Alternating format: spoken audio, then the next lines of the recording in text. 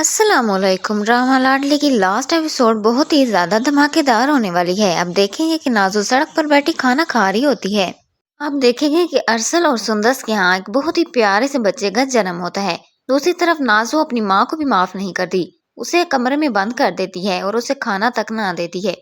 نازو کو تو صرف پیسے کی ہی پڑی تھی، اس لیے اب وہ بالکل اکیلی ہو چکی تھی، اور جس گھر میں وہ رہ رہی تھی وہ گھر بھی پرویز کا تھا۔ اس نے اسے گھر سے باہر نکال دیا۔ اب وہ سڑک پر بیٹھی گزرا ہوا وقت یاد کر رہی تھی۔ ڈرامے میں اینڈنگ کا مزہ تو اب آئے گا۔ مریم عمر کو معاف کر دیتی ہے اور کہتی ہے کہ ہم اپنے بچے کو ایسے پالیں گے کہ اسے اچھے برے کی تمیز سکھائیں گے، تاکہ اسے پتا ہو کہ میں نے اپنی زندگی میں کیا کرنا ہے۔ دوسری طرف سندس اور ارسل بھی بہت زیادہ خوش ہوتے ہیں اور اب سب کچھ ٹھیک ہو جاتا ہے۔